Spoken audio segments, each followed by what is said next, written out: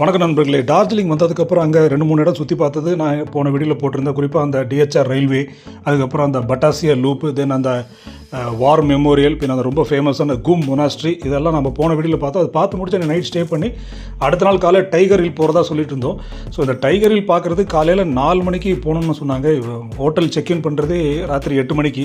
So கொஞ்சம் தான் தூங்க கிடைக்கும். ஆனால் இந்த மாதிரி ஒரு காட்சி கிடைக்காதுன்னு எல்லோரும் சொன்னாங்க. ரொம்ப அழகான வியூ சொன்னாங்க. அந்த வியூ பார்த்தீங்கன்னா நீங்களே இந்த நெட்டில் இந்த ஃபோட்டோ கிடைக்கும். இந்த மாதிரி அந்த கஞ்சன்ஜங்கா அப்படி பொண்ணாக மினுக்கிற மாதிரி ஒரு வியூ கிடைக்கும்னு சொன்னாங்க. இதையே மிஸ் பண்ணவனே வந்ததுக்கு இது பார்த்துட்டு போகலான்னு முடிவு பண்ணிட்டோம். காலையில் ஒரு 3:30 மணிக்கு கிளம்பி ஒரு 4 மணிக்கே நாங்கள் கிளம்பிட்டோம் அந்த டைகர் ஹில் போகிறதுக்கு. ஸோ அந்த மெயின் ரோட்லேருந்து ஒரு சின்ன ஒரு சந்து ரோடு மாதிரி போச்சு, ஒரு காட்டு வழியாக போகுது. அந்த காட்டு வழியாக தான் போயிட்டுருக்கோம்.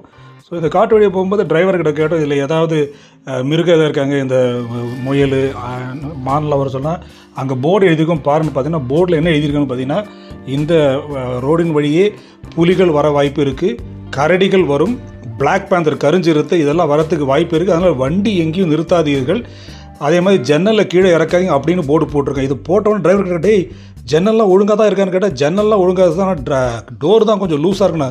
நானும் என் ஃப்ரெண்டும் அந்த டோரை அப்படியே பிடிச்சிட்டு நிற்க ஆரம்பிச்சோம். இப்போ பார்த்தீங்கன்னா நாங்கள் மேலே வந்துவிட்டோம். ஸோ இவ்வளோ சீக்கிரமாக வரதுக்கு காரணம் பார்த்தீங்கன்னா, நிறைய கூட்டம் இருக்கும், நமக்கு இப்போ வண்டி வைக்கிற இடம் இருக்குது. அதுமாதிரி மேலே போய் பார்க்கறதுக்கு ஒரு ப்ராப்பரான ஸ்லாட் கிடைக்காது சொன்னாங்க. கொஞ்சம் ஏர்லியராக வந்தீங்கன்னா நல்ல ஒரு ஸ்லாட் இருந்து அந்த வியூவை பார்க்கலான்னு சொன்னாங்க. எங்களுக்கு முன்னாடி 3 மணிக்கு வந்த கும்பலை தான் நீங்கள் பார்த்துட்டு இருக்கீங்க. அதுக்கப்புறம் டிரைவர் எங்களை இறக்கி விட்டுட்டு அவர் வண்டி எடுத்துகிட்டு போயிட்டார். எப்போ வேணுமோ அப்போ ஃபோன் பண்ணி கூப்பிடுங்கனாரு. ஸோ நாங்கள் நேராக அந்த மேலேக்கு அந்த உச்சிக்கு போக ஆரம்பிச்சிட்டோம். அந்த சன்ரைஸ் பாயிண்ட்டுக்கு நாங்கள் மேலே வந்துவிட்டோம். மேலே வந்து பார்த்திங்கன்னா அந்த குளிருக்கு ஏற்ற மாதிரி சில ட்ரெஸ்ஸஸ் எல்லாம் விற்றுட்டு இருந்தாங்க. அதே மாதிரி அங்கே காஃபியெல்லாம் ஒரு டீம் விற்றுட்டு இருக்காங்க. இதுதான் அந்த பாயிண்ட்டு. இங்கே வந்து நின்று தான் காலையில் அந்த கஞ்சன்ஜுங்கா பார்க்க முடியும். ஸோ குளிர் தாங்கலை.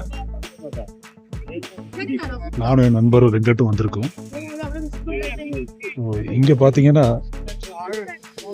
டைகர் ஹில்ல மெயின் பிஸ்னஸே இந்த காஃபி தான். இதை குடித்தாதான் இந்த இடம் தருவேன்னு ஒரு லேடி சொன்னால்.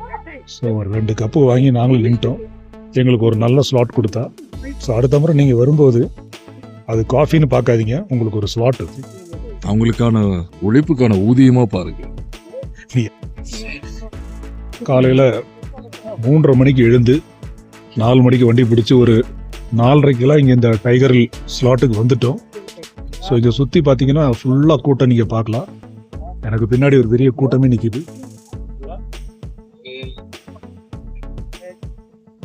ஸோ இன்னும் ஒரு மணி நேரத்தில் சன்ரைஸ் ஆகிடும்.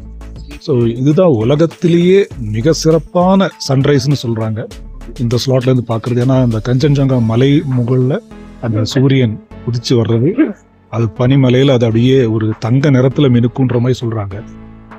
அது எப்படி இருக்குன்னு பார்க்க தான் நாங்களும் வந்திருக்கோம். ஸோ இந்த 11 கிலோமீட்டர் ஹோட்டல்லேருந்து வரத்துக்கு மட்டுமே 1500 ரூபாய் சார்ஜ் வாங்குறாங்க. இது ஸ்டாண்டர்டாக. சில பேர் 2000 சொன்னாங்க, குறைந்தபட்சம் 1500 வரைக்கும் வாங்குறாங்க. பார்க்கலாம் எப்படி இருக்கு, உங்களுக்கும் நான் காட்டுறேன். நாங்கள் வந்து நின்றதுக்கப்புறம் நிறைய பேர் இன்னும் வந்துட்டு இருந்தாங்க. இவங்களுக்கு எங்கே ஸ்லாட் கிடைக்க போது நாங்கள் நினச்சிட்டு இருந்தோம். சரி, எந்த உங்களுக்கு ரொம்ப தூரத்தில் கஞ்சன்ஜங்கா தெரியும்னு சொல்கிறாங்க. இதெல்லாம் நம்ப முடியல. இன்னும் விடியறதுக்கு 1 மணி நேரம் இருக்குது. 1 மணி நேரம் இப்படி நின்னா சிலையாருவோன்னு நினைக்கிறேன். இப்போ லைட்டாக பொழுது விடிய ஆரம்பிச்சிருக்கு.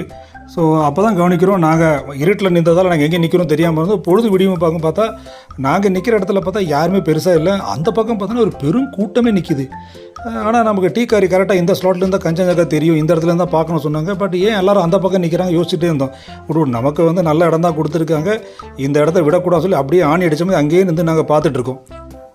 ராத்திரி நின்றவங்க மட்டும் இல்லை, புதுசாக வர்றவங்களும் பார்த்தீங்களா அந்த பக்கமே போயிட்டுருக்காங்க. எங்கள் பக்கம் யாரும் இல்லை. கொஞ்சம் நேரத்தில் நான் நிற்கிற இடத்துல யாருமே இல்லை.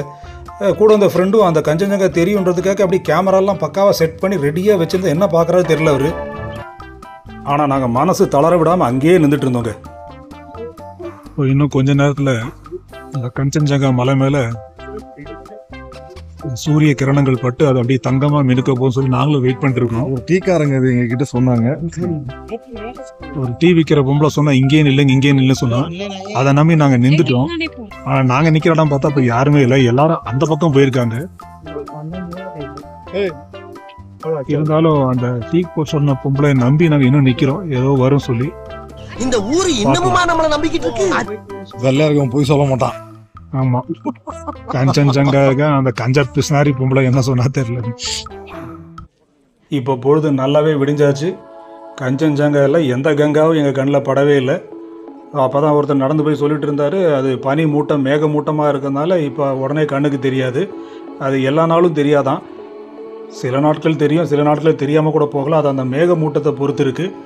பட் அங்கே இருக்கிறவங்களுக்கு நல்லாவே தெரியும் இப்போ மேகமூட்டமான டைமாக.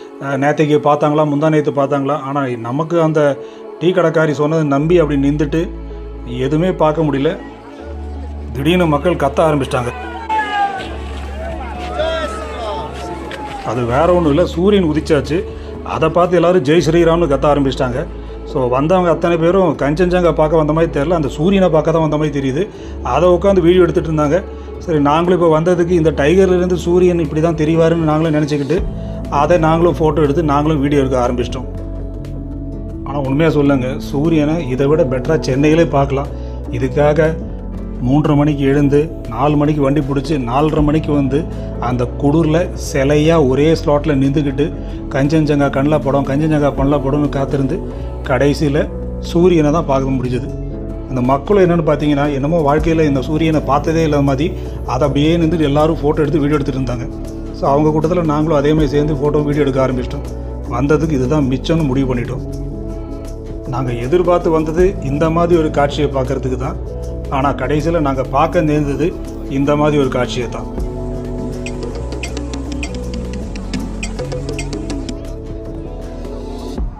கூட வந்த நண்பர் இந்த கஞ்சன்ஜங்கா படம் பிடிக்கிறதுக்கு டிஎஸ்எல்ஆர் கேமராலாம் பக்காவாக எடுத்து வந்திருந்தார். பட் கடைசியில் அந்த டிஎஸ்எல்ஆர் கேமராவில் சூரியனை தான் க்ளோஸ்அப்பில் எடுத்துகிட்டு இருந்தார். ஸோ அதை பார்த்துட்டு வேறு அவர் சொன்னார், இது மாதிரி பிரமாதம் ரிவ்யூ நான் பார்த்ததே இல்லைன்னு சொன்னார். டேய், கன்னியாகுமரியில் போனால் இதை விட பெட்டராக தெரியும்டா அப்படின்னு சொன்னேன். டார்ஜிலிங்லேருந்து சென்னைக்கு வந்து அடுத்த நாள் என் வீட்டு மாடியிலேருந்து பார்த்த சூரியன் அந்த டைகரில் பார்த்த சூரியனோட 1000 டைம் பெட்டராக எனக்கு தோணிச்சு.